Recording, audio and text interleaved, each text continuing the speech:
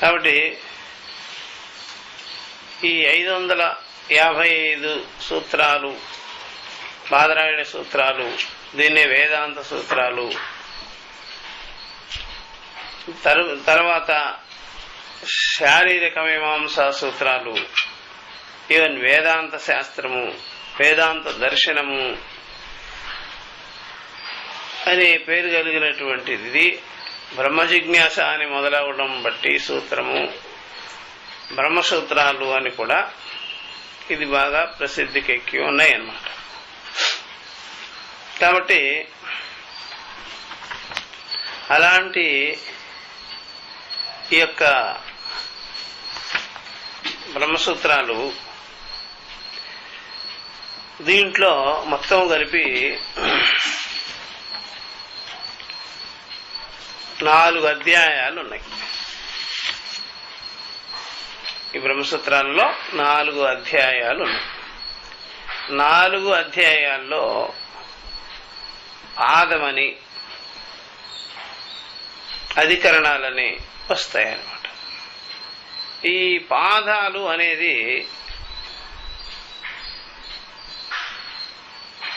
3 పాదాలని, అదే 4 పాదాలని, ఒక్కొక్క దానికి 4 పాదాలని వచ్చాయి. ప్రథమాధ్యాయానికి 4 పాదాలు. ఈ ప్రకారంగా అలాగే ద్వితీయ అధ్యాయానికి కూడా ఆ ప్రకారంగానే ద్వితీయ అధ్యాయానికి కూడా 4 పాదాలు, అలాగే తృతీయ అధ్యాయానికి కూడా 4 పాదాలు, చతుర్థ అధ్యాయానికి కూడా 4 పాదాలు అన్నమాట. అందుకనే అధ్యాయము, పాదము, అధికరణము, సూత్రము అని వచ్చాయన్నమాట క్రమంగా. అధ్యాయము, పాదము, అధికరణము, సూత్రం. కాబట్టి మనము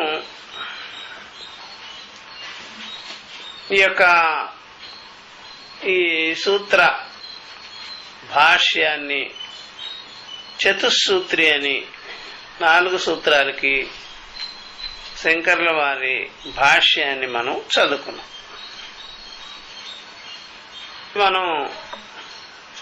అన్నమాట. ఇట్లాగా ఒక బాదరాయణ సూత్రాల మీద కోకొల్లలు వ్యాఖ్యానాలు ఉన్నాయన్నమాట. చాలా మంది వ్యాఖ్యానాలు కనిపిస్తుంటాయి. ఈ ఒక్క శంకర భాష్యాన్ని మాత్రమే, ఆది శంకరాచార్యుల వారి యొక్క భాష్యాన్ని మాత్రమే చాలా మంది విద్వాంసులందరూ కూడా, మంచి పండితులు కూడా దీన్నే సన్మానించారు, దీన్నే సమ్మతించారు. ఎందుకయ్యా అంటే నిష్పక్షపాతంగా మంచి సూటి దృష్టి, సూక్ష్మ దృష్టి కలిగి ఇది అన్ని రకాల వేద శాస్త్రానికి సమన్వయం పరిచేదిగా అన్ని విషయాల పట్ల తన యొక్క ప్రకాశాన్ని ప్రసరింపజేసింది. కాబట్టి అలాగా ఆయన శంకర్ల వారు కూడా ఆ విధంగా గంభీరంగా ఈ వ్యాఖ్యానాన్ని ఎక్కడా కూడా అంతఃకరణంలో కలిగేటువంటి స్వల్పమైన, అల్పమైన, సంకుచితమైన ఆలోచనలకి తావివ్వకుండా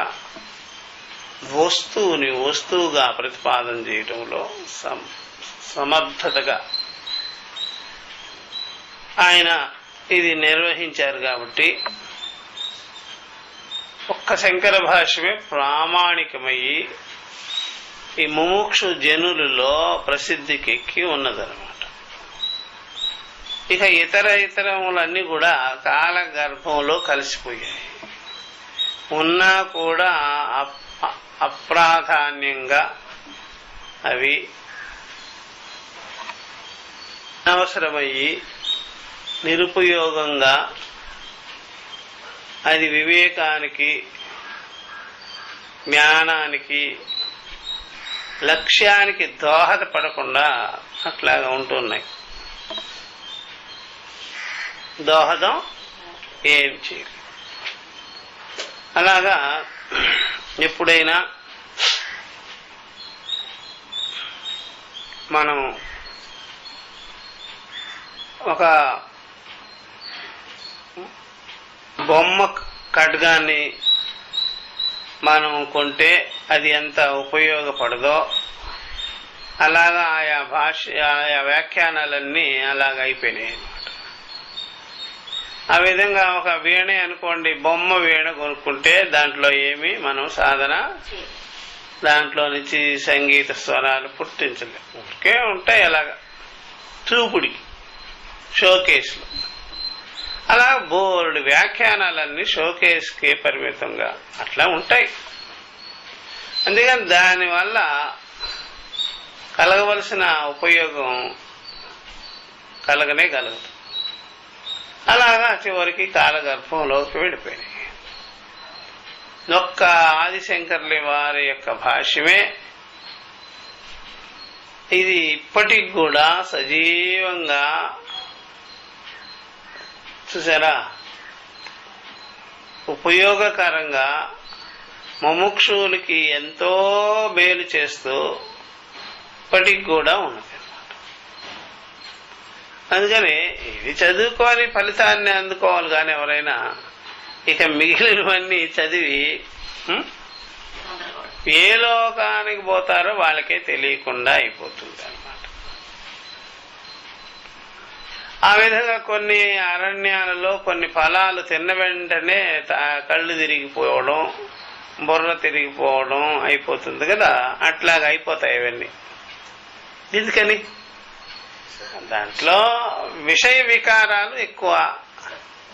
ఏం చెప్పుతూ ఉన్నదో దానికే పొంతన లేకుండా ఉంటాయి కాబట్టి ఆ విధంగా చేసేసుకుంటాం అన్నమాట.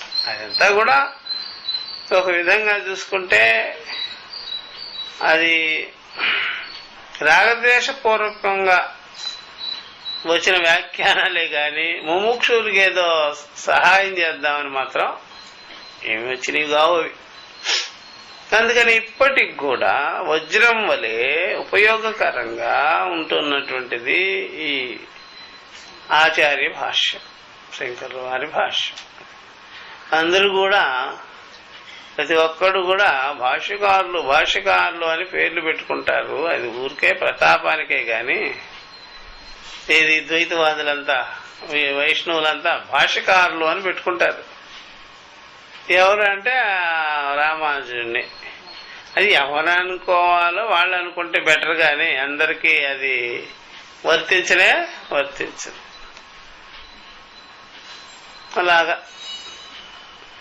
అలా పెట్టుకున్నంత మాత్రం చేత అక్కడ ఉన్న వస్తువు ఏమీ లేదు, ఉన్నదేమీ లేదు, అంత లోన లోటారు అట్లా. కాబట్టి ఈ ప్రకారంగా 555 సూత్రాలకు విరచించినటువంటి శంకర్ల వారు దానిలో ప్రథమ అధ్యాయములో ప్రథమ పాదమందు 11 అధికరణాలు ఉన్నాయి. జిజ్ఞాసాధికరణము, జన్మాది అధికరణము, శాస్త్రయోనిత్వ అధికరణము, సమన్వయాధికరణము, అంతవరకు చెప్పుకున్నాం మనం. ఒక్కొక్క సూత్రమే ఒక్కొక్క అధికరణం. చూసారా, ఎత్తుకోవడమే విషయం పెట్టేసినారు వాళ్ళు. తర్వాత అంతా దీన్ని బేస్ చేసుకొని రావాలి. సూత్రం నుంచి వ్యాఖ్యానాలు రావాలి. ఈయన ఆ సూత్రమే బాదరాయణ మహర్షులు వారు 4 సూత్రాలలో ముందుగానే విషయాన్ని ఇచ్చేసినారు. తర్వాతంతా దీని మీదే అవన్నీ విస్తారమవుతాయి అన్నట్టుగా ఇచ్చేసినారు. అందువల్ల ఈ 4 సూత్రాలని పెద్దలు పూర్వమే గ్రహించుకొని ఇక్కడే విషయం ఉన్నది, మనకి కావలసినవి, తర్వాత విస్తారం ఉంటుంది దీనిపైనే, ఈ విషయార్థమే, ఈ విషయ సారమే అని పెట్టారు. కాబట్టి తర్వాత 5వ అధికరణము ఈక్షతి అధికరణము, 6వది ఆనందమయాధికరణము, 7వది అంతరాధికరణము, 8 ఆకాశాధికరణము, 9 ప్రాణాధికరణం, 10 జ్యోతిశ్చాధికరణము, జ్యోతిశ్చరాధికరణము, 11 ప్రతర్ధనాధికరణము.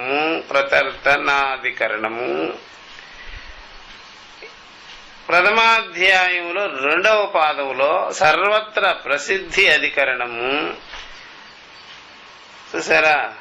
అత్ర అధికరణము, గుహా ప్రవిష్ట అధికరణము, అంతరాధికరణము, అంతరధికరణము, అంతర్యామి అధికరణము, అదృశ్యత్వాధికరణము, వైశ్వానరాధికరణము.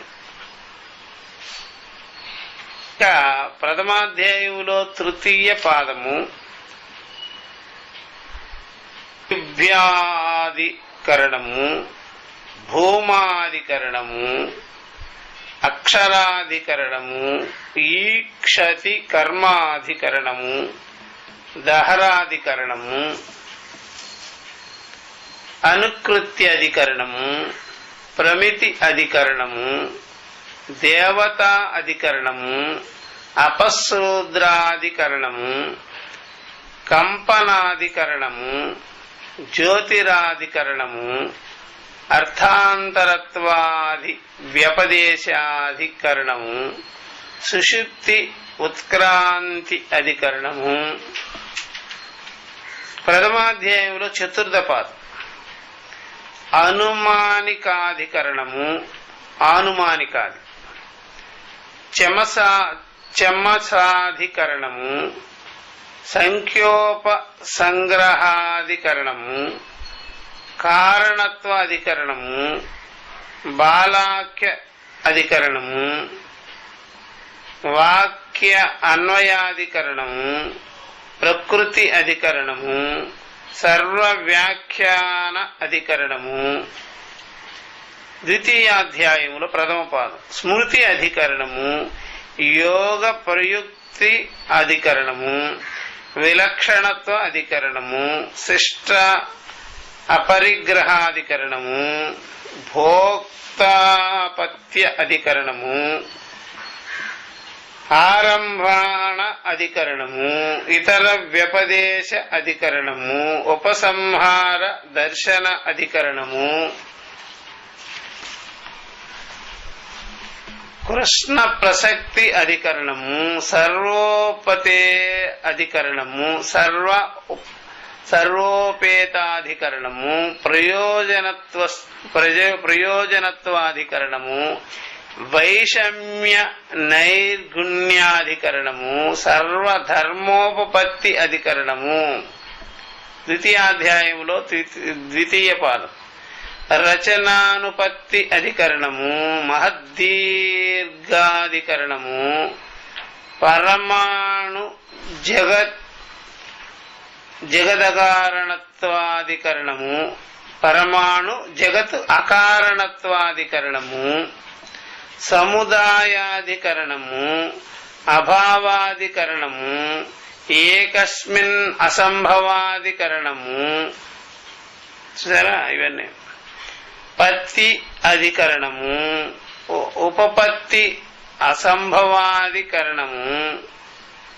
ద్వితీయాధ్యాయములో 3వ పాదం వియదాధికరణము, వియత్ అధికరణము, మాతరిష్వ అధికరణము, అసంభావ అధికరణము, తేజో అధికరణము, అభధికరణము, అప్ అధికరణము, పృథివీ అధికారాధికరణము, తద్ అవిద్యానాధికరణము, విపర్యాధికరణము, అంతర అవిజ్ఞానాధికరణము, చరాచర వ్యపాశ్రయాధికరణము, ఆత్మాధికరణము, జ్ఞాధికరణము, ఉత్క్రాంతి గత్యధికరణము, కర్త అధికరణము, తక్షాధికరణము, పరాయత్తాధికరణము, అంశాధికరణము. ద్వితీయాధ్యాయంలో 4వ పాదం ప్రాణోత్పత్తి అధికరణము, సప్తగతి అధికరణము, ప్రాణాను ప్రాణతత్వ అధికరణము, ప్రాణ అణుత్వ అధికరణము, ప్రాణశ్చైష్ట్య అధికరణము, వాయుక్రియా అధికరణము,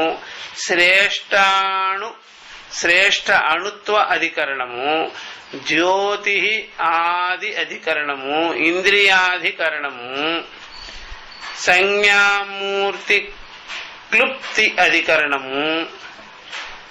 తృతీయాధ్యాయంలో ప్రథమ పాదం తదంతర ప్రతిపత్తి అధికరణము, కృత్యాధికరణము, అనిష్టాధికార్య అధికరణము, సంభావ్యాపత్తి అధికరణము, నాతిచరాధికరణము, అన్యాధిష్టాధికరణము, అన్యాధిష్ఠిత అధికరణము.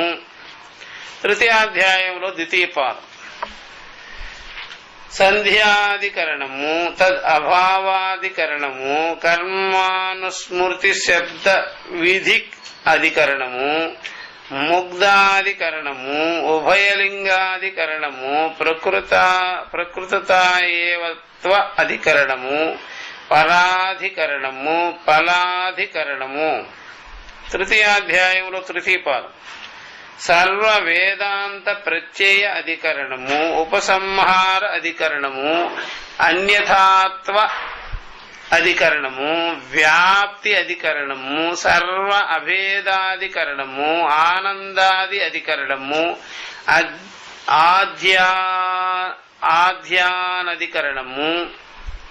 ఆధ్యాన అధికరణము, ఆత్మగృహీతి అధికరణము, కార్యాఖ్యానాధికరణము, సమానాధికరణము, సంబంధాధికరణము, సంస్మృతి అధికరణము, పురుష విద్యాధికరణము, వేదాది అధికరణము, హాని అధికరణము, సాంపరాయ అధికరణము, గతే అర్థత్వ అధికరణము, అనియమ అధికరణము, యావత్ అధికారాధికరణము, యావత్ అధికారాధికరణము, అక్షరధ్యధికరణము, ఇయద్ అధికరణము, అనంతరత్వ అధికరణము, వ్యహితరాధికరణము, సత్యాధికరణము, కామాది అధికరణము, ఆదరాది అధికరణము, తన్నిర్ధారణాది అధికరణము, ప్రధానాధికరణము, లింగ భూయస్త్వాధికరణము, ఐక్యాత్మ్యధికరణము, అంగావయవ బద్ధాధికరణము, భూమజ్యాయస్తు అధికరణము, శబ్దాది భేదాధికరణము, వికల్పాధికరణము, కామ్యాధికరణము, యథాశ్రయ భావాధికరణము. తృతీయాధ్యాయములో చతుర్థ పాదం పురుషార్థాధికరణము, పరామర్శాధికరణము, స్తుతిమాత్రాధికరణము, పారిప్లవాధికరణము, అగ్నీంధనాధికరణము, సర్వాపేక్షాధికరణము, సర్వాన్న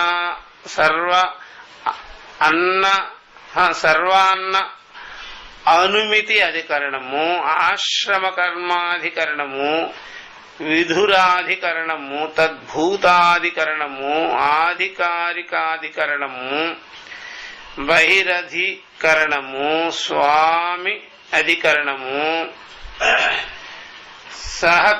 సహకార్యాంతర విధి అధికరణము, అనావిష్కరాధికరణము, ఐహికాధికరణము, ముక్తిఫలాధికరణము.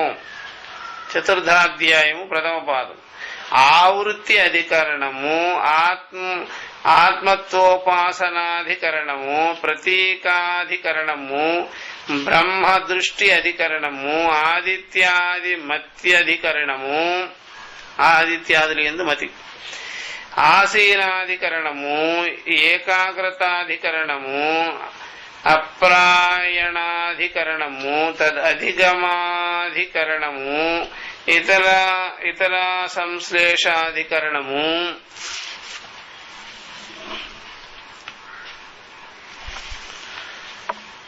అనారబ్ధాధికరణము, అగ్నిహోత్రాధికరణము, విద్యాజ్ఞాన సాధనత్వాధికరణము, ఇతర క్షపణాధికరణము, చతుర్థాధ్యాయే ద్వితీయపాద, వాగధికరణము, మనోధికరణము, అధ్యక్షాధికరణము, అశ్రుత్యుపక్రమాధికరణము, సంసార వ్యపదేశాధికరణము, ప్రతిషేధాధికరణము, వాగాది లయాధికరణము, అవిభాగ అధికరణము, తదోకోధికరణము, రశ్మి అధికరణము, దక్షిణాయనాధికరణము, చతుర్థాధ్యాయే తృతీయపాద, అర్చరాది అధికరణము, వాయు అధికరణము, తడిద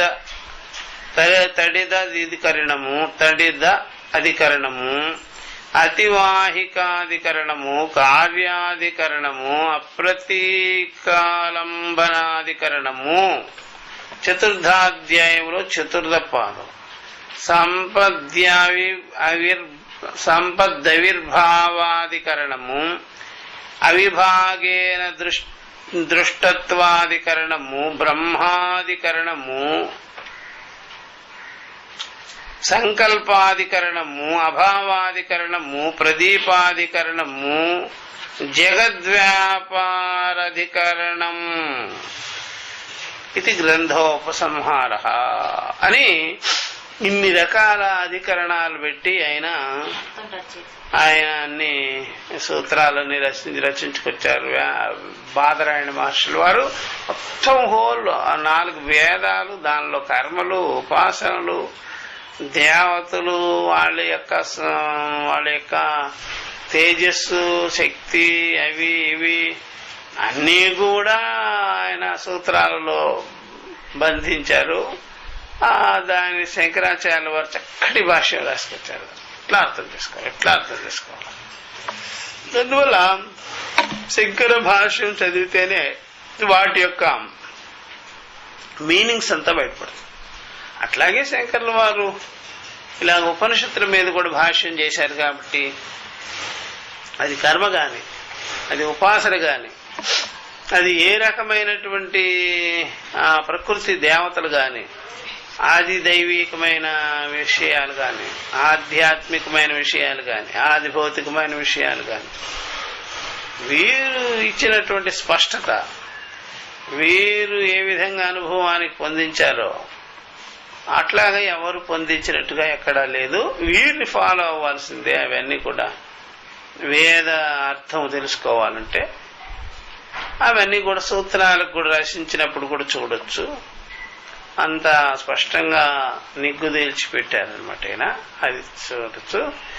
కాబట్టి మనము ఈ సమన్వయాధ్యాయంలో ఈ ప్రథమ పాదము జిజ్ఞాస అధికరణం అని ప్రారంభమైంది. దీంట్లో ఈ జిజ్ఞాస అధికరణం ప్రారంభమైనప్పుడు ఇక్కడ జీవ బ్రహ్మ ఏకత్వ జ్ఞానాన్ని వాళ్ళు శృతి వాక్యముల ద్వారా సమన్వయం చేసి ప్రతిపాదన చేశారు. కాబట్టి ఆ ప్రకారంగా బాదరాయణుల యొక్క మీనింగ్ కూడా అలాగే ఉంది. కాబట్టి మొట్టమొదటిగానే 555 సూత్రాలకి ఈ యొక్క సమన్వయాధికరణమే ఉపోద్ఘాతంగా, ఇంట్రడక్షన్ గా, అదే ఉపక్రమంగా, ఉపసంహారంగా ఉందన్నమాట. ఉపక్రమంగానే ఉంది, ఉపసంహారంగానూ ఉందన్నమాట. సమన్వయాధికరణమే ఈ 4 సూత్రాసులోనే. అది పెద్దలు గుర్తిచ్చేసినారు ఇక్కడ. అబ్బో, ఈ 4 సూత్రాల్లోనే ఇంత విషయం వచ్చేసేసింది. కాబట్టి ఈ ప్రకారంగా శంకరాచార్యుల వారు గొప్ప అద్భుతమైనటువంటి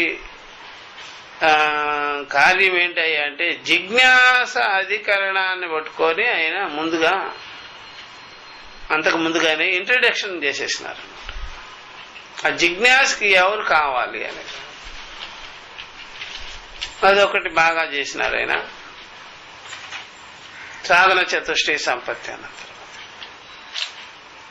అదిగాక మనం చూసేది ఏంటంటే అధ్యాస భాష్యం, అద్భుతమైన భాష్యం తీసుకొచ్చి పెట్టారు. ఈ అధ్యాస భాష్యం గురించి మనకి స్పష్టత లేకపోతే బ్రహ్మసూత్రములుగా కాదు కదా, ఉపనిషత్తుల్లో కూడా ప్రవేశించేటువంటి ఆ యొక్క అర్హత ఉండదు, ఆ బలం రాదు మనకి. అందువల్ల అంత తేలిక చేసి చూపించారన్నమాట.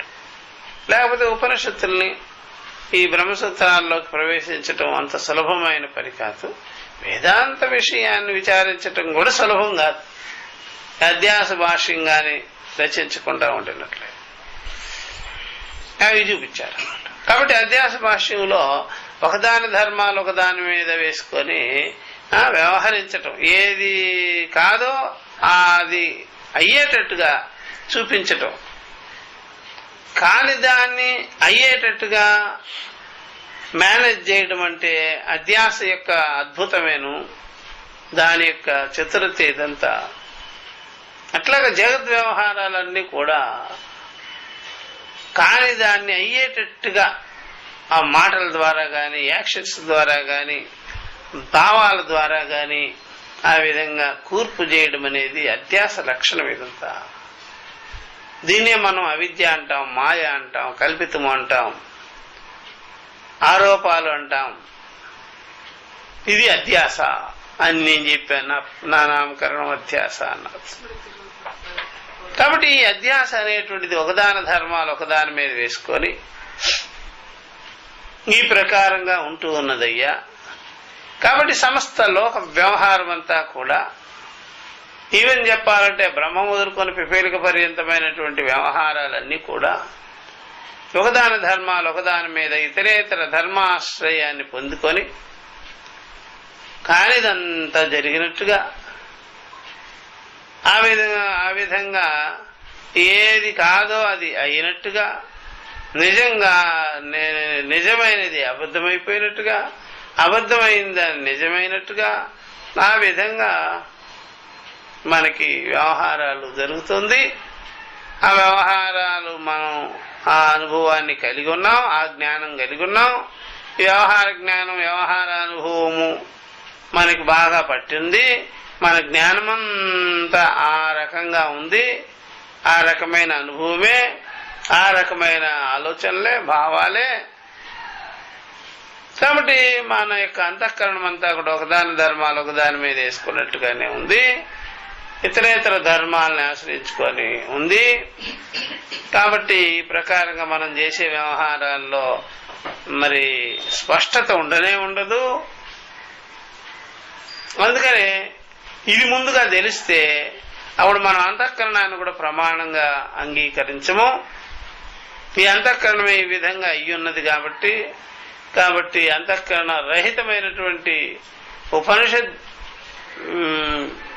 జ్ఞానాన్ని కలిగించుకొని ఆ ప్రకారంగా మనము అంతఃకరణానికి సాక్షిగా ఉండేటువంటి ఈ స్వరూప జ్ఞానంతో మనం నిశ్చయం చేసుకోవాల్సిందే గాని ఇక్కడ అంతఃకరణం దగ్గర నుంచి ఏది నమ్మే పరిస్థితి లేదు, దేనిని కూడా సత్యం అనే చెప్పేదానికి వీల్లేదు. ఆ ప్రకారంగా మన వ్యవహారాలన్నీ ఇలాగా ఆరోపితమై ఉన్నది పరస్పరము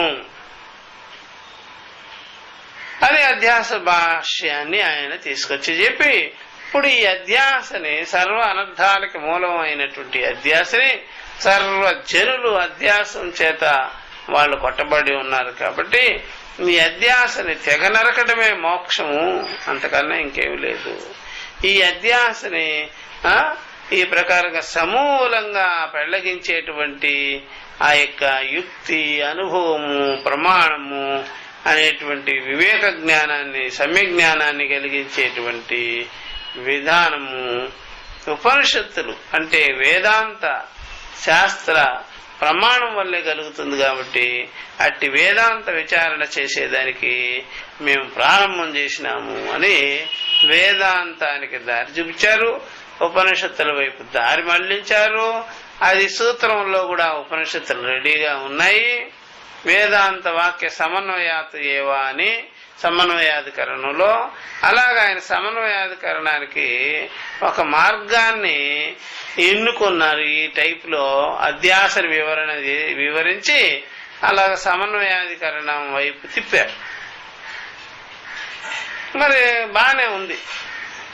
లేకపోతే ఆయన అధ్యాసని కానీ ఈ విధంగా ఆయన చూపించకుండా, అధ్యాసను వ్యాఖ్యానం చేయకుండా మరి సమన్వయాధికరణం వైపు తిప్పినా సరే ఎలా సమన్వయం చేయాలో మనకు తెలియక, వేదాంత శాస్త్ర వాక్యాలు ఎందుకు పనికొస్తాయో అని తెలియక, అది ఏం చేసేదానికి వచ్చిందో అని తెలియక మనము సతమతం అవ్వాల్సిందే.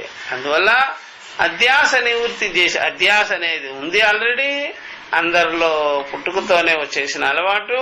ఈ అధ్యాస నివృత్తి చేసేదానికి వేదాంత వాక్య సమన్వయం అనేది కాచుకొని ఉండేది అని అలా అటు మళ్లించారు. కాబట్టి మనల్ని మనం అధ్యాస నివృత్తి చేసుకునేదానికి వేదాంత వాక్య విచారం చేయవలసినటువంటి గత్యంతరం అనేది ఉంది అనేది చూపించటం జరిగింది. లేకపోతే వేదాంత వాక్యాలు ఏం చేసుకోవాలో మనకు తెలియక మనం ఏమవుతాము అది. కాబట్టి ఇలా చెప్పడం బట్టి వేదాంత వాక్యాలు ఇందు మూలంగా పనిచేస్తాయి మనకి అనేది ఏర్పడింది. లేకపోతే శంకర్ల వారి అధ్యాస భాష్యం గాని లిఖించకపోతే మనం వేదాంత వాక్యాలు ఏం చేయాలి, మనకి పారాయణ ఉపాసన ఏం చేయాలి, ఎంతవరకు పనిచేస్తాయి అనేది తెలియకుండా అది ప్యాకెట్లో ఏముండేది చెప్పకపోతే ఆ ప్యాకెట్ని ఏం చేయాలో తెలియక అలాగా అట్టి పెట్టుకొని ఉంటాం మనం. దాంట్లో బాంబులు ఉన్నాయో ఏమున్నాయో. అట్లా వేదాంత వాక్యాలన్నీ నిగూఢమైనటువంటి అర్థం కలిగి ఆత్మస్వరూప జ్ఞానాన్ని కలిగించే అర్థం పెట్టుకొని ఉంటే, అది కానీ ఇంట్రడక్షన్ లో చెప్పకపోతే ఇప్పుడు మనకి అంత సత్యమైన అర్థం చెప్పేటువంటి ఆ యొక్క వేదాంత వాక్యాలు కూడా మనకి పెద్ద ఉపయోగకరంగా ఉండేది గానే కాదనమాట. అందుకనే చాలా మంది ఉపనిషత్తులు చదువుకొని కూడా నిర్ముఖాలు వేసుకొని ఉండాల్సి వస్తుంది. ఎందుకని అధ్యాస భాష్యాన్ని వాళ్ళు దాన్ని రుచి చూడలేదు కాబట్టి దాని అర్థం తెలియకపోయేటప్పటికి ఆ పని అయింది. కాబట్టి అధ్యాస భాష్యం ఎంతో మేలు చేసింది మనకి. వేదాంత వాక్య విచారం చేసుకునేదానికి, వేదాంత విచారం వైపే మళ్ళాలి అని చెప్పేదానికి అది మనకి దారి చూపించింది కాబట్టి సరిపోయా. కాబట్టి ఈ ప్రకారంగా మనం ప్రథమాధ్యాయం ప్రథమ పాదం ప్రథమ సూత్రం దానికి వచ్చినప్పుడు జిజ్ఞాసాధికరణం గురించి చెప్పబడింది. జిజ్ఞాసాధికరణం అంతా కూడా బ్రహ్మ జిజ్ఞాస చెయ్యాలంటే మనం అధికారిగా ఉండాలి. అధికారిగా ఉండాలంటే అంతఃకరణం నిగ్రహంగా ఉండాలి. అంతఃకరణం నిగ్రహంగా ఉండాలంటే బహిర్ముఖ దృష్టిని మనం అంతర్ముఖం చేసుకోవాలి. ఆల్రెడీ అధ్యాసతో మనం కొట్టబడి ఉన్నాము. అధ్యాస అనేది బహిర్ముఖంగా పడేస్తుంది. అధ్యాస అనేది ఇతర ధర్మాలని తీసుకొచ్చి పెడుతుంది. అందుకని ఇవన్నీ ఉన్నాయి. కాబట్టి మనం అధ్యాస నివృత్తి చేసుకునేదానికి కానీ, బ్రహ్మ విద్య విచారం చేసుకునేదానికి కానీ అధికారిగా ఉన్నామా లేదా అనేటువంటిది జిజ్ఞాస అధికరణం ద్వారానే మనకి స్పష్టతకి వస్తుంది. దేర్ఫోర్ అథాతో బ్రహ్మ జిజ్ఞాస అన్నప్పుడు మనం అంతఃకరణాన్ని ఈ ప్రకారంగా వివేక వైరాగ్యాదులతో శమదమాదులతో మళ్లించుకున్నప్పుడే మనం అంతఃకరణ దృష్టి అంతర్ముఖ దృష్టి అవుతుంది, సమ్యక్ దృష్టి అవుతుంది. అక్కడ అధ్యాస విషయంలో మనము విచారించుకునేదానికి యోగ్యత కలిగి ఉంటుంది, అధికారిత్వం వచ్చి ఉంటుంది. కాబట్టి మనం వేదాంత విచారం చేసేదానికి, బ్రహ్మ విద్య విచారం చేసేదానికి మనకి ఆ రకమైన యోగ్యత కనిపిస్తుంది అని దాంట్లో చూపించారు. కాబట్టి ఈ ప్రకారంగా ఎవరైనా సరే అధికారిని తయారు చేయడం అంటే దీన్ని బట్టే తెలుసు. జిజ్ఞాసాధికరణం అధికారిని తయారు చేయడం. మనం అసలు ముందుగానే ఎందుకు పనికొస్తామో, ఆ వస్తువుకి మనం సరిపోతామా లేదా, ఆ వస్తువు ఏమిటి, మనమేమిటి, మనకు కావలసింది అదేనా కాదా అనేది అధికారి నిర్ణయాన్ని బట్టి తేలుతుంది. అనుబంధ చతుష్టయం అని అనుకోండి.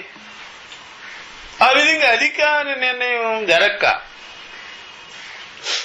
అధికారి ఎవరు అనేది తెలియక మనము మనం ఎట్లాగా మనం ఆ విచారం చేసేదానికి మనం పూనుకున్నా సరే అది మనకి వశం కాదు.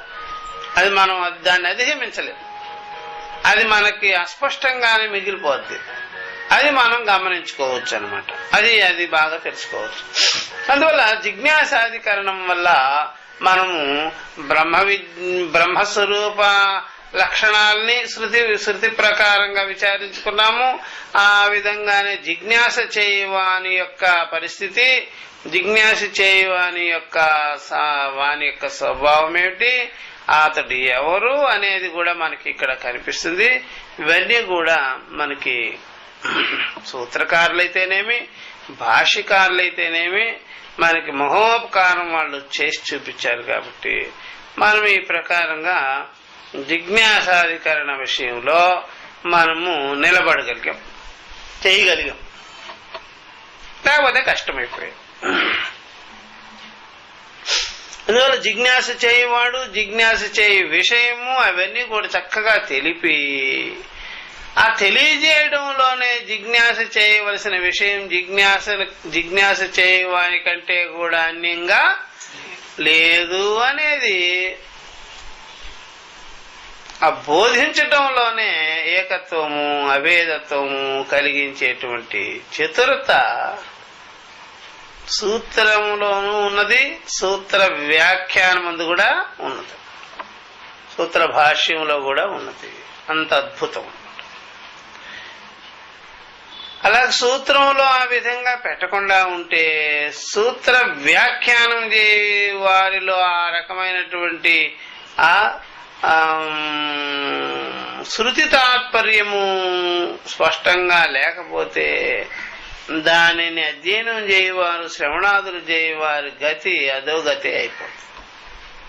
అందువల్ల వాళ్ళిద్దరు కరెక్ట్ గా ఉన్నారు. సూత్రకారుడు, సూత్ర వ్యాఖ్యానకారుడు పర్ఫెక్ట్ గా ఉన్నారు. శృతికి వారు అనుకూలంగా ఉన్నారు, అనుభవానికి అనుకూలంగా ఉన్నారు. కాబట్టి మనం విచారించే సమకాలంలో ఈ అనుభవాన్ని మనము కలిగించుకొని ఉన్నాం. కాబట్టి ఈ ప్రకారంగా జిజ్ఞాసాధికరణంలో అథాతో బ్రహ్మ జిజ్ఞాస అని చెప్పడం అనేటువంటిది ఆ జిజ్ఞాస చేయు సమకాలంలోనే జిజ్ఞాస కంటే ఈ యొక్క బ్రహ్మము అన్యం కాదు అనేటువంటిది స్పష్టం చేశారు వాళ్ళు. ఈ ప్రకారంగా వేదాంత వాక్యమీమాంస మేము చేయుచున్నాము. దానికి మేము అనుకూలమైనటువంటి తర్కాదులంతా కూడా మేము ఉపయోగించుకుంటాము అని చెప్పి అట్టి బ్రహ్మము శృతి ప్రతిపాదితమైన రీతిగానే జన్మాది సూత్రమునకు అనుగుణంగా ఉన్నది అని జన్మాధికరణంలో చూపించేసినారు. జన్మాది అధికరణ. ఈ అధికరణంలో జన్మాదుల గురించి మాట్లాడింది. జన్మాదులు అనగానే శృతిలో ఉన్నది. అది శృతిలో ఏమున్నది? యతో వా ఇమాని భూతాని జాయంతి ఏన జాతాని జీవంతి యత్ ప్రయంతి అభిసంవిశంతి అని ఉన్నది. ఆ శృతిలో తైత్రీయ శృతిలో ఉండేటువంటిది ఎవని వల్ల అయితే ఈ సమస్త జగత్తు పుట్టుచున్నదో, ఎవని ఎందైతే ఈ సమస్త జగత్తు ఉన్నదో, ఎవని ఎందైతే ఈ సమస్త జగత్తు విలీనమైపోతున్నదో అట్టి బ్రహ్మమునే ఇక్కడ విచారించేదానికి వచ్చాం మేము. జన్మాధికరణం బ్రహ్మ. కాబట్టి జన్మాదులతో కూడుకున్నటువంటి ఈ జగత్తుకే మూల కారణభూతమైనటువంటి వాడు పరమాత్మ అని జన్మాధికరణంలో ఇవన్నీ కూడా చూపించటం జరిగిందనమాట. కాబట్టి బ్రహ్మము శృతి లక్షణము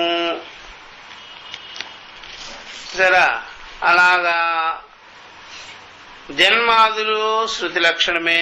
యతో వాయుమాని భూతాని జాయంతి అని జాతాని జీవంతి. బ్రహ్మము శృతి లక్షణం అనగానే సత్యం జ్ఞానం అనంతం బ్రహ్మ, నిత్య శుద్ధ బుద్ధ ముక్త స్వరూపం బ్రహ్మ.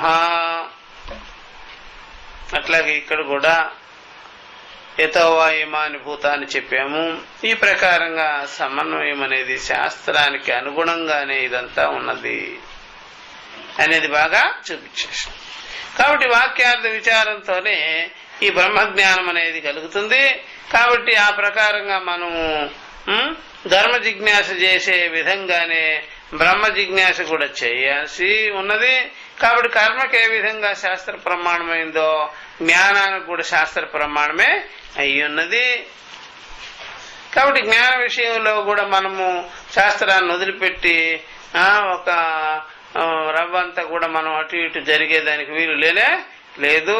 ఆ ప్రకారంగా వాళ్ళు జన్మాది సూత్రము ఉపనిషత్తు వాక్యానికి అనుగుణంగా ఉంది, శృతి వాక్యానికి అనుగుణంగా ఉంది. అందువల్ల బ్రహ్మమునకు శాస్త్రమే ప్రమాణం. జగత్తుల గురించి చెప్పింది శాస్త్రమే కదా, బ్రహ్మాను గురించి చెప్పింది శాస్త్రమే కదా. కాబట్టి శాస్త్రమే ప్రమాణమైంది అని శాస్త్ర యోనిత్వాధికరణాన్ని వాళ్ళు ఇక్కడ చూపించారు. శాస్త్రమేమో యోని కారణం అని చెప్పేసి, కాబట్టి ఈ శాస్త్రమే ఇక్కడ కారణమైంది బ్రహ్మజ్ఞానానికి, బ్రహ్మ విద్యకి అని చెప్పేసినాము. అట్టి శాస్త్రం అనేది బ్రహ్మం కంటే కూడా వేరుగా కల్పింపబడి లేదు. శాస్త్రం ద్వారానే బ్రహ్మజ్ఞానం కలుగుతుంది. అట్టి బ్రహ్మం ఎందే శాస్త్రం అంతా కూడా కల్పితమయ్యి ఉన్నది. కాబట్టి శాస్త్రాన్ని పట్టుకునే బ్రహ్మ విద్యా విచారణ చేయాలి.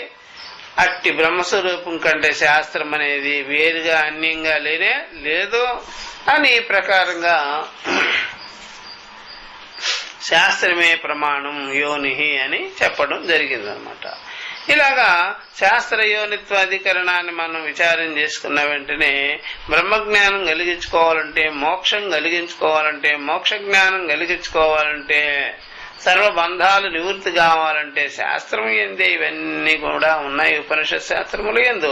కాబట్టి ఆ ప్రకారంగా దాన్ని ఉపనిషత్ వాక్యాలంతా కూడా మనం విచారం చేసుకోవాలి. కాబట్టి అందుకని ఉపనిషత్ వాక్యాలంతా ఒక్కసారిగా గురుముఖంగా కూర్చొని పోగేసుకొని ఒక్కొక్కటి క్రమంగా విచారం చేసుకోవాలి. కాబట్టి దాన్ని 4వ సూత్రంలో తత్తు సమన్వయాతు అని ప్రారంభం చేశారు. తత్ బ్రహ్మ, చూసారా, తద్బ్రహ్మ తూ శబ్దం చేత, తర్కం చేత గాని, యోగాది సాధనల చేత గాని, ఇంకా ఏ విధంగా అనుమానాల చేత గాని అది తెలియబడేది కాదు, తెలుసుకునేది కాదు. సమన్వయాత్, వేదాంత వాక్య విచార సమన్వయాత్, వేదాంత వాక్య విచారములతో సమన్వయం చేసుకోవాలి. ఈ యొక్క అనుభవాన్ని కలిగించుకోవాలి, జ్ఞానం కలిగించుకోవాలి, ఇలా నిశ్చయం చేసుకోవాలి. గాని ఇంకా ఇతరత్ర మీరు అనుమానాదులు చెయ్యొద్దు. సాధనాదులు కాదిది, కర్మ కాదిది, ఉపాసన కాదిది. వేదాంత వాక్య విచారంతోనే ఇది విచారించుకోవలసి ఉన్నది అని సమన్వయాధికరణంలో, సమన్వయ అధ్యాయంలో, సమన్వయ సూత్రంలో ఈ ప్రకారంగా కర్మకాండని ఖండన చేసి, యోగాది సాధనాదుల్ని ఖండన చేసి, తర్కాదుల్ని ఖండన చేసి, ఇలాగా సాంఖ్యాదుల్ని ఖండన చేసి, ఇతర ద్వైతవాదాలంతా ఖండన చేసి, కేవలం బ్రహ్మ విద్యని బోధించేటువంటి ఉపనిషత్ ప్రమాణముల చేతనే తెలియదగి ఉన్నది అని ప్రతిపాదన చేశారు. ఎవరు జోలిపోవద్దు మీరు.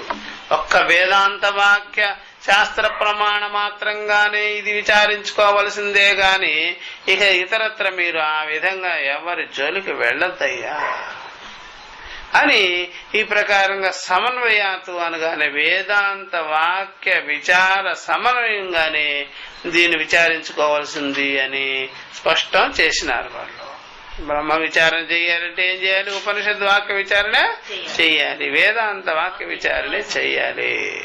బ్రహ్మముని గురించి సృష్టిని గురించి చెప్పేది కూడా శాస్త్రమే ఉంది కాబట్టి నితో వాచో నివర్తంతి అప్రాప్య మనసా సహా అని ఉంది కాబట్టి జన్మాది సూత్రం అంతా శాస్త్రంలోనే ఉంది కాబట్టి ఆ ప్రకారంగానే శాస్త్ర బోధతోనే ఇది జ్ఞానం కలుగుతుంది కానీ ఇతరత్ర మీకు ఏ రకంగా కూడా కలిగేదానికి వీలు లేదు. అందువల్ల కర్మకాండతో దీన్ని ముడిపెట్టకూడదు, ఉపాసనా భాగాలతో కూడా ముడిపెట్టకూడదు. కేవలం అద్వితీయమైనటువంటి బ్రహ్మ జ్ఞాన వాక్యముల ద్వారానే విచారించుకోవాలి. విచారించుకునే సమకాలంలో జ్ఞానం కలుగుతుంది. మరలా చేసే విధానం అనేటువంటిది ఏమీ లేదు. ఒకవేళ చేసే విధానమే అయితే వేదాంత శాస్త్ర వాక్యములు చెప్పేస్తాయి అని చెప్పరు ఎవరు. అది కాదులేండి మీరు చేయవలసింది ఉంది అని చెప్పేస్తారు. అందువల్ల ఎప్పుడైనా సరే చేసితే వచ్చేటువంటి దానికి చెప్పితే రాదు కాబట్టి చెప్పేది గౌణమైపోద్ది, చేస్తే ముఖ్యమైపోద్ది. కానీ చేసేదే కనిపిస్తుంది కానీ చెప్పేది ఉండదు అన్నమాట. చేసేదే కనిపిస్తుంది కానీ చెప్పేది ఉండదు అన్నమాట. అట్లా అయిపోతుంది అన్నమాట. కానీ ఇక్కడ వేదాంత వాక్య విచారం వల్లనే కలుగుతుంది కాబట్టి ఆ ప్రకారంగా మీరు ఇలాగా విచారించుకోవాలి, తెలుసుకోవాలి. అంతేగాని చేస్తే వస్తుంది అనే మాట మాత్రం కాదని ధ్యానాదులని, ఉపాసనాదులని, యోగాదులని, కర్మలని అన్నిటినీ ఏం చేశారు? ఖండం చేసి శ్రవణ సమకాలంలోనే, వాక్యార్థ విచార సమకాలంలోనే ఈ జ్ఞానం కలుగుతుంది. అవిద్యని నివృత్తి చేసేటువంటిది ఇలాగ జ్ఞానం కాబట్టి జ్ఞానం అనేది ఇక్కడ విచారించుకునే సమకాలంలో స్వాత్మస్వరూపంగా నిశ్చయం చేసుకోవాల్సిందే గాని ఇంకొక విధానం ఏమిది ఇక్కడ లేదని ఈ ప్రకారంగా వేదాంత వాక్య సమన్వయం చేతనే ఈ జ్ఞానం కలుగుతుంది అని స్పష్టం చేశారన్నమాట. ఇదంతా కూడా మనకి ఈ యొక్క 4th సూత్రాలో ఇవన్నీ బాగా కనిపిస్తాయి. ఇక్కడంతా కర్మిష్ఠుల్ని బాగా ఖండించారు, ఉపాసనలు కూడా ఖండించారు. ఇక వీటి మీదనే డిపెండ్ అయి ఉంటుంది కాబట్టి యోగాది సాధనలు వాటిని కూడా ఖండించడం అయ్యింది. కాబట్టి ఈ ప్రకారంగా చూసారా, శృతివాక్య ప్రమాణం చేతనే విచారించుకోవాలి కానీ హేయోపాధేయ రహితమైన బ్రహ్మము, అంతేగాని వేరే విధానం అంటూ ఏమీ లేదు అని బాగా చూపించారన్నమాట. ఇలాగా 4 సూత్రాలలో ఈ విద్యని ఇక్కడే సూక్ష్మంగా చేసి సులభం చేసి పెట్టారన్నమాట. ఇక మిగిలినవన్నీ కూడా దీన్ని బేస్ చేసుకొని ఎంతో విస్తారం చేయవలసి ఉన్నది కాబట్టి ఆ ప్రకారంగా తర్వాత ఈక్షత అధికరణము అని వచ్చింది కదా. ఈక్షతి అధికరణము అని చెప్పగానే అయ్యా ఈక్షతి అనేటువంటిది దృష్టి, చూపు. ఆ దృష్టి చూపు అని మనం ఏదైతే అంటున్నామో అదంతా కలిపి అది చైతన్య స్వరూపమైనటువంటిది. ఆ చైతన్య స్వరూపము ఎప్పుడు కూడా సాక్షి స్వరూపంగా ఉంది. దాని పట్ల ఉట్టి శబ్దం అని మాత్రం అనుకోవద్దు. అది కేవలం జ్ఞానం మాత్రం, దృక్ మాత్రమే. అందుకని అది బ్రహ్మమే అయి ఉన్నది అని చెప్పడం జరిగింది. ఇదంతా కూడా ఉపదేశ శాస్త్రంలో కూడా టచ్ చేసినారు ఆయన. కాబట్టి ఎవరైనా సరే అది గౌణం ఏం అనుకోవద్దు, అది ఆత్మశబ్దమే. అది చూసారా, మామూలుగా ఏదో ఘటపటాది శబ్దాలు మాత్రం అనుకోవద్దు అని ఈక్షతే నా అశబ్దం. చూసారా, అదేది మీరు ఆ ప్రకారంగా అనుకోవద్దు. అది అశబ్దం అంటే ఊరికే పేరు కాదు, అది జ్ఞానమే. ఊరికే శబ్దం అనుకోవద్దు అని చెప్పేసి చైతన్య స్వరూపమే, చైతన్యం దృష్టి అది గౌణం ఏమి కానే కాదు అని పూర్వపక్ష ఖండన కూడా చేసినారు. దాని మీద సరైన దృష్టి కలిగి ఉండాలి. తన నిష్టస్య మోక్షోపదేశాత్ అని కూడా దాని మీద నిష్ఠ, నిశ్చయము, జ్ఞానము కలిగి ఉండడమే మోక్షం. అదే ఉపదేశం. తత్వమసి అనగానే ఆ దృక్స్వరూపానికే చెప్పింది ఇక్కడ. నువ్వు ఇదే అయ్యి ఉన్నావు, నువ్వు ఈ రకమైన దృష్టి కలిగి ఉన్నవాడివి, నువ్వు దృక్కు కలిగిన వాడివి, నువ్వు నీ యొక్క చూపే నీ యొక్క బుద్ధి యందు ప్రకాశితమవుతున్నటువంటి సాక్షిత్వం బ్రహ్మము అని ఈ ప్రకారంగా చెప్పడం జరిగిందనమాట. ఇలాంటివన్నీ క్రమంగా తీసుకొస్తారు దీంట్లో. అది మనం చూసుకోవచ్చు. మీకు ఈ ప్రకారంగా ఈ సూత్రాలు ఏవైతే ఉన్నాయో అవి రాసుకోండి. ఆ సూత్రాల మీదనే నేను భాష్యం అంతా చెప్తాను. భాష్యం చదువుకొని చెప్పేస్తాను. అందుకనే ఇవన్నీ కూడా సులభంగానే ఉంటాయి. తర్వాత ఇవన్నీ ఒక తర్కపాదం కొద్దిగా అట్లాగా అనిపిస్తుంటుంది, కానీ తర్వాత సులభంగానే ఉంటాయి వచ్చే విషయాలు. ఓం సహనావతు సహనో భునక్తు సహ వీర్యం కరవావహై తేజస్